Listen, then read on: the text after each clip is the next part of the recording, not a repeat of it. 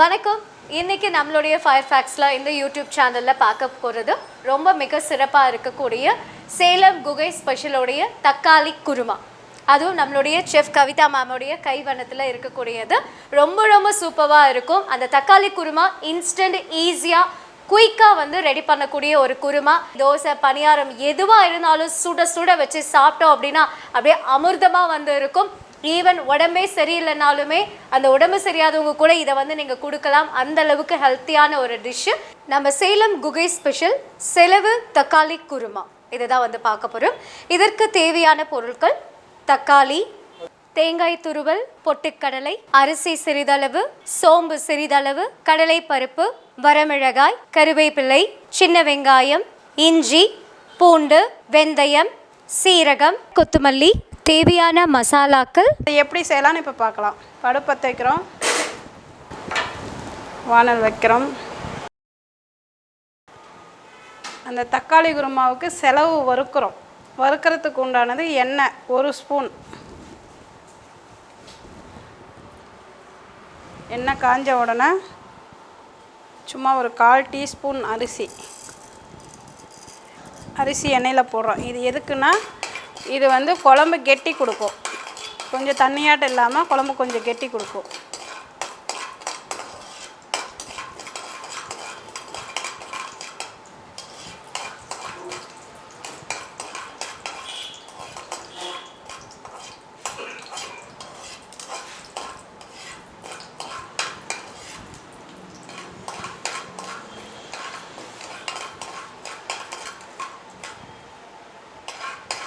அரிசி நல்லா பொரிஞ்ச உடனே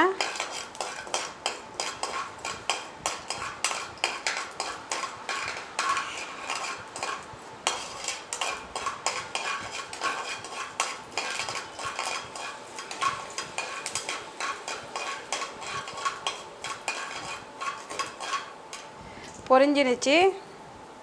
5 சின்ன வெங்காயம்,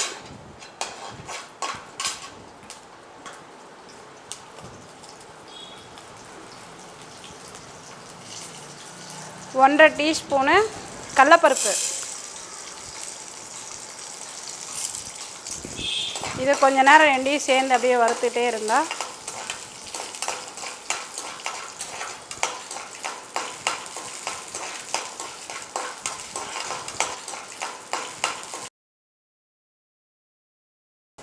அடுத்தது வரமிளகா 3 மிளகா போடுறோம்.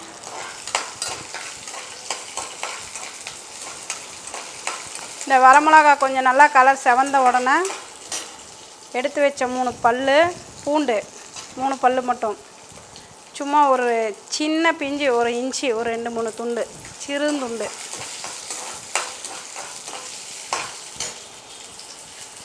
சும்மா ஒரு 2 பிஞ்சளவு வெந்தயம். ரொம்ப போட்டால் கசப்புத்தன்மை வந்துடும், அதனால் அதிகமாக வெந்தயம் சேர்த்திடாதீங்க. அதே மாதிரி சோம்பு ஒரு 2 பிஞ்சளவு.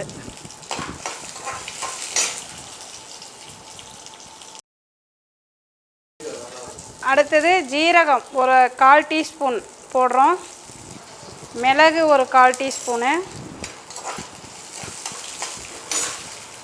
வர கொத்தமல்லி ஒரு 1.5 டீஸ்பூன் போடுறோம்.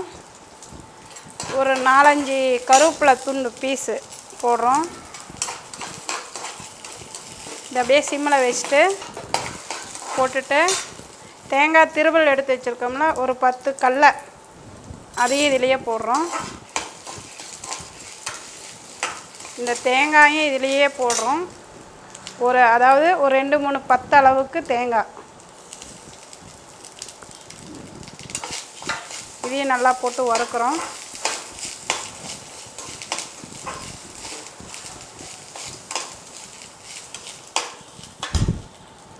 இதோடையே ஒரு 4 தக்காளி, 4 5 தக்காளி கூட போட்டுக்கலாம். அப்படியே அறுத்துட்டு போட்டுக்கலாம்.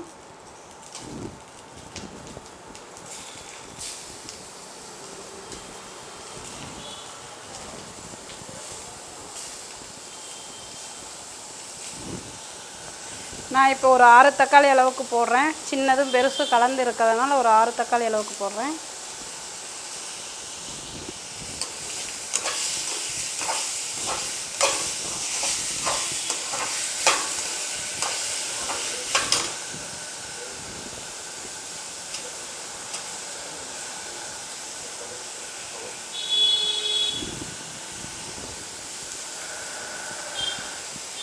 எனக்கு கையிலேயே அறுத்து போட தெரியும், அதனால் அறுத்து போடுறேன். நீங்கள் ஒரு இது வச்சு கூட அறுத்து போட்டுக்கலாம், அறுத்து வச்சுக்கலாம்.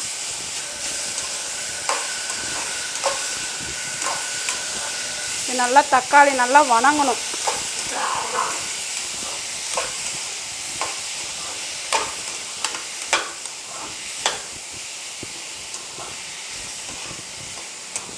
சிம்மில் வச்சு கூட வணக்கிக்கலாம். கொஞ்சம் நேரம் நல்லா தக்காளி இதுலேயே அப்படியே வணங்கணும், பச்சை வாசம் போகிற வரையும்.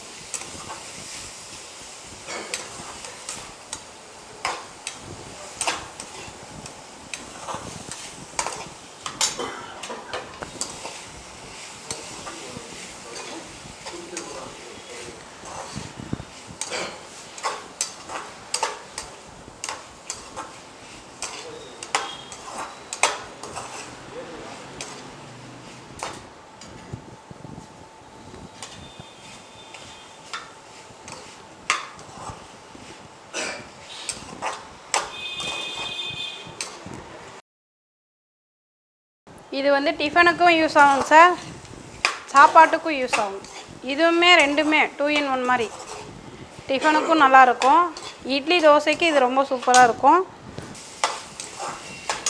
இது வந்து சேலத்துக்குள்ளார வந்து காலையில் டைமில் பார்த்திங்கன்னா தக்காளி செலவு சாம்பாருங்கிறது ரொம்ப ஃபேமஸ்ஸு. ரொம்ப ரொம்ப இது விரும்புவாங்க. செலவு தக்காளி சாம்பார் தான் கேட்பாங்க, வந்தவொன்னே இருக்கா அப்படின்னு கேட்பாங்க. அதனால் இது ரொம்ப ஃபேமஸ்ஸு. இது வந்து சாப்பாட்டுக்கும் நல்லாயிருக்கும். இதுலேயே நிறையா வகை இருக்குது, ஆனால் தக்காளி செலவு சாம்பாருங்கிறது இது ரொம்ப ஃபேமஸ்ஸு. இது நல்லா பாருங்க, தக்காளி நல்லா வணங்கி வந்துருச்சு, ஓரளவுக்கு வணங்கிருச்சு.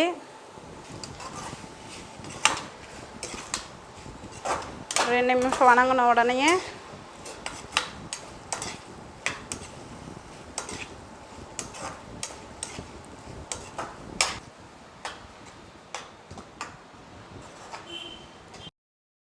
இது பாருங்கள், ஒரு துளி எதுக்காக இது போடுறோன்னா, புளி ரவுண்டு ஒரே ஒரு புளிக்கொட்டை அளவுக்கு போடுறோன்னா கொஞ்சம் புளிப்புத்தன்மை கிடைக்குங்கிறதுக்கோசரம் இது போடுறோம். குழம்பு டேஸ்ட்டும் கொடுக்கும், அந்த புளி ரவுண்டு போட்டோமா கொஞ்சம் டேஸ்ட்டும் கொடுக்கும். இப்போ நல்லா வணங்கிருச்சு. இது பாருங்கள், நல்லா வணங்கிருச்சு. மிக்சியில் ஓட்டிகிட்டு வந்து அடுத்த ப்ராசஸ் பார்த்துடலாம். வறுத்ததை எல்லாமே அரைச்சிட்டோம் பேஸ்ட்டாக பாருங்கள், கொரகொரப்பில் ஓரளவுக்கு தக்காளி இதெல்லாமே போட்டு அரைச்சிட்டோம். இப்போ அடுத்தது தண்ணி, அதோட தண்ணியும் கழுவி எடுத்துக்கிட்டோம். அடுத்தது வடைச்சட்டி வைக்கிறோம்.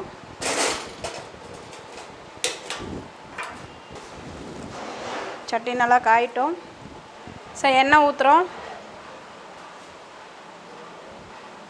தேவையான அளவு ஒரு 2 ஸ்பூன் 3 ஸ்பூன் ஊற்றிக்கலாம், வெங்காயம் வணங்குறதுக்கு தகுந்த மாதிரி. எண்ணெய் ஊற்றிட்டோம், கடுகு போட்டுட்டோம். அதுக்கு தேவையான வெங்காயம், சின்ன வெங்காயம் கொஞ்சம் பொடி பொடியாக ஒரு 50 கிராம் அளவுக்கு வெங்காயத்தை பொடி பொடியாக கட் பண்ணிட்டோம். கடுகு பொரிஞ்ச உடனே, பொரியிற சத்தம் கேட்குதுங்களா, பொரிஞ்ச உடனே வெங்காயத்தை போடுறோம்.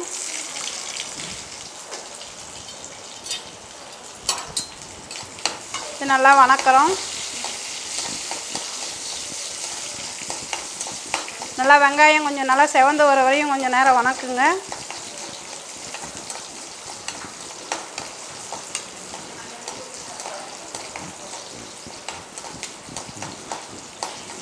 இதுவும் பார்த்திங்கன்னா ஒரு சில விஷயங்கள் வந்து வணக்கி செய்கிறது வந்து பார்த்திங்கன்னா, இந்த தக்காளி மட்டன் குழம்பு டேஸ்ட்டை தான் இதில் கொஞ்சம் தக்காளி கொஞ்சம் சேர்த்தி போடுறோம். கொஞ்சம் சோம்பு ஜீரகம் இதெல்லாம் கொஞ்சம் மிக்ஸ் பண்ணுறதுனால இது வேறு மாதிரி டேஸ்ட் வரும். பாருங்கள், வெங்காயம் நல்லா வணங்கிருச்சு. இப்போ கொஞ்சோண்டு அதில் ஒரு 2 மிளகா போட்டிருக்கோம். 1/4 டீஸ்பூன் மிளகாத்தூள், ஒரு 1/4 டீஸ்பூன் மஞ்சத்தூள், இது 2ஐயும் போட்டு நல்லா வணக்கிறோம். மஞ்சத்தூளும் மிளகாத்தூளும் ஏன் எண்ணெயில் போடுறோன்னா, அந்த பச்சை வாசம் வந்து மிளகாத்தூள் பச்சை வாசமும் போயிடும், மஞ்சத்தூள் பச்சை வாசமும் போயிடும். இதில் வந்து ஒரு 1/2 ஸ்பூன் சிக்கன் மசாலா, கறி மசாலா ஒரு 1/2 ஸ்பூன் போடுறோம். நல்லா ஃப்ளேவர் இதாக வர வரையும் வணங்குறோம்.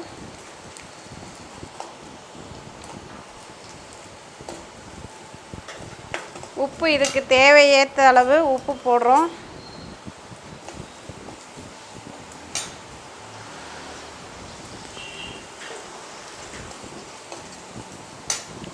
இந்த அரைச்சி வச்சுருக்கிறது ரெண்டையும் இந்த தண்ணியோடு மிக்ஸ் பண்ணி இது நல்லா வணங்கிடுச்சு. இதை நல்லா மிக்ஸ் பண்ணி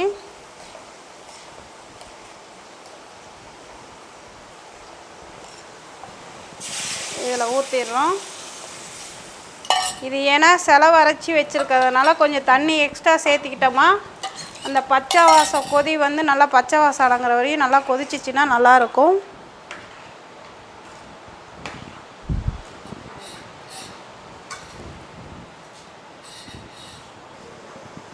ஓரளவுக்கு கொஞ்சம் தண்ணியாட்டமே இருந்துச்சுன்னா அந்த கொதி வந்து கொஞ்சம் கெட்டியாகிறதுக்கு நல்லாயிருக்கும். அந்த பச்சை வாசம்லாம் கொத்தமல்லி வாசம் செலவு வறுத்து வச்சுருக்கோம்ல அது நல்லா கொஞ்சம் கெட்டி தண்ணியாட்டம் கலந்து விட்டோமா நல்லா கொதித்து வரும்போது அந்த பச்சை வாசம் அடங்கி ஓரளவுக்கு நம்ம தொட்டுக்கிற அளவுக்கு கெட்டி வந்துடும். இப்போ இதை நம்ம எல்லாத்தையும் போட்டுட்டோம். கொஞ்சம் நேரம் கொதி வரட்டும். கொஞ்சம் நேரம் மூடி வைப்போம். நல்லா கொஞ்சம் தளன்னு மூடி வச்சுட்டு அப்படியே விட்டுறக்கூடாது. 5 நிமிஷம் கழிச்சு எடுத்து இப்படி கிண்டி விடணும். இல்லைன்னா அடி பிடிச்சிரும். நம்ம ஏன்னா செலவரைச்சி வச்சுருக்கிறதுனால அடி பிடிச்சிரும். எடுத்து ஒரு 5 நிமிஷம் கழிச்சு மூடி வச்சு கிண்டி விடணும். நல்லா தளபுலன்னு கொதிக்கட்டும். பார்த்திங்கன்னா எடுத்து திருப்பி கொதிச்சிட்டு இருக்குது. அதை நம்ம கிண்டி விட்டுட்டே இருந்தால் தான் நல்லாயிருக்கும். இல்லைன்னா சைடில் அப்படி அப்படியே தேங்கி நிற்கும். நல்லா கொஞ்சம் பச்சை வாசம் அடங்கணும். இதில் கொஞ்சம் டைம் எடுக்கும். அதாவது கொஞ்சம் நேரம் நல்லா கொதிக்க விட்டால் தான் அந்த பச்சை வாசம் கொத்தமல்லியெல்லாம் வாசனையெல்லாம் போகணும். அந்த பச்சை வறுத்தது இந்த வாசனையெல்லாம் போனால் தான் இது சாம்பார் நல்லாயிருக்கும். திருப்பி மூடி வச்சிட்டோம். திருப்பி கொஞ்சம் நேரம் கொதிக்கட்டும்.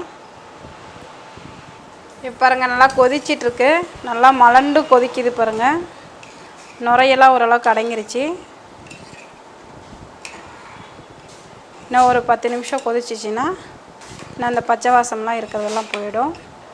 போட்ட செலவெல்லாம் பார்த்திங்கன்னா கம்மியாக தான் இருக்கும். ஆனால் பார்த்திங்கன்னா இதில் பாருங்கள் குழம்பு நல்லா ஒரு 4 பேர் 5 பேர் சாப்பிட்லாம். நான் இப்போ செஞ்ச செலவுக்கு ஒரு 5-6 பேர் சாப்பிட்லாம். டிஃபனுக்கு ஒரு 6 பேர் சாப்பிட்றதுக்கு நான் இப்போ போட்ட அளவு போட்டிங்களாவே போதும். இப்போ அப்படியே திறந்த வாக்கிலேயே கொதிக்கட்டும். பார்த்திங்கன்னா அந்த வாசனையிலேயே தெரியும். கொதிக்கிறதுலையே பச்சை வாசனை போயிடுச்சா போகலையான்றது தெரியும். கிண்டி விட்டு தேவையான உப்பு இருக்கா என்னன்னு பார்த்துக்கலாம். உப்பு நான் இப்போ போட்டது பத்தலை. கொஞ்சம் லைட்டாக வேணும்னா போட்டுக்கலாம். ஒரு 5 நிமிஷம் கொதிச்சிச்சின்னா போதும். லைட்டாக அந்த ஒரு மாதிரி மங்கலான கலராக இருக்கிறதுக்கு ஒரு சிட்டிகை இந்த கலர் பவுட்ரு. இதுதான் சேலம் தக்காளி குருமாங்கிறதும் இதுதான். சாப்பாட்டுக்கும் யூஸ் பண்ணிக்கலாம், டிஃபனுக்கும் யூஸ் பண்ணிக்கலாம். ரெண்டுக்குமே நல்லாயிருக்கும். அதுவும் சாப்பாட்டுக்கு இன்றைக்கி வச்சு நாளைக்கு சாப்பிட்டாலும் இன்னும் சூப்பராகவே இருக்கும். லைட்டாக கொத்தமல்லி தலையும் கருவேப்பிலையும் மேலே லைட்டாக தூவுறோம். சாம்பார் ரெடி ஆகிடுச்சு. செலவு சாம்பார், தக்காளி செலவு சாம்பார் ரெடி ஆகிடுச்சு. இப்போ நான் போட்டிருக்க உப்பு வந்து டிஃபனுக்கு மட்டும்தான் போட்டிருக்கேன். சாப்பாட்டுக்கு வேணும்னா இன்னும் கொஞ்சம் லைட்டாக உப்பு சேர்த்திக்கிட்டால் சாப்பாட்டுக்கு நல்லாயிருக்கும். இப்போ கடாயிலேருந்து எடுத்து நம்ம ஒரு இதில் ஊற்றிடுறோம். பார்த்திங்கன்னா இது வந்து 4 பேர் 5 பேர் சாப்பிட்லாம். நான் வச்ச செலவு வந்து 5 பேர் தக்காளி சாம்பார் ஒரு டிஃபனுக்கு சரியாக போகும். நல்லா தாராளமாக ஊற்றி சாப்பிட்லாம். இந்த தக்காளி செலவு சாம்பார் இது செஞ்சு பார்த்துட்டு டிஃபனுக்கு சாப்பிட்டு சொல்லுங்கள். சாப்பாடுக்கு சாப்பிட்டு சொல்லுங்கள் எப்படி இருக்குது, டேஸ்ட்டு நல்லா இருக்கா நல்லா இல்லையான்னு கமெண்ட் போடுங்கள். ஸோ இதுக்கு தேவையான பொருட்கள் எல்லாமே ரொம்ப கம்மியாக தான் இருந்தது. அது தேங்காவாக இருக்கட்டும், இஞ்சி, பூண்டு, அரிசி, சோம்பு, இது எல்லாமே பார்த்தீங்க அப்படின்னா ரொம்ப கம்மியான இன்க்ரீடியன்ஸ் தான். பட் வரக்கூடிய அளவு மட்டும் மிக அதிகமாக இருந்தது. ஸோ இதோடைய செய்முறை விளக்கமும் நீங்கள் வந்து பார்த்துருப்பீங்க. ரொம்பவே சூப்பராக இருந்தது. கண்டிப்பாக நானும் இதை வந்து டேஸ்ட் பண்ணிவிட்டு எப்படி இருக்குன்னு நான் வந்து சொல்ல போகிறேன். டேஸ்ட் பண்ணிடலாமா? இதுக்கு ஏதாவது தோசை, இட்லி, பணியாரம் ஏதாவது வச்சுருக்கீங்களா? இல்லையே, அச்சச்சோ நாங்கள் வந்து பண்ணலையே அப்படின்னு வந்து சொல்கிறாங்க. பட் மேம் பண்ணக்கூடிய ஒவ்வொரு டிஷ்ஷுமே வந்துட்டு அவ்வளோ வந்து சூப்பராக டேஸ்டியாக வந்து இருக்குது. அதனால் லைட்டாக அப்படியே வந்துட்டு டேஸ்ட் பண்ணிட்டோம் அப்படின்னா ரொம்ப நல்லாயிருக்கும். ஆக்சுவலி இது வந்து அந்த தண்ணியாக இருக்கிறதுக்கு காரணமே வந்து நம்ம இந்த இட்லியில் வந்து சுட சுட 2 இட்லி போட்டு கொஞ்சமாக நல்லெண்ணெய் ஊற்றி அந்த இட்லி அப்படியே புட்டு புட்டுலாம் சாப்பிடக்கூடாது, நல்லா நுணங்க பிசைஞ்சு வந்து சாப்பிட்ணும், அப்போ தான் நல்லாயிருக்கும். ரைட்டா?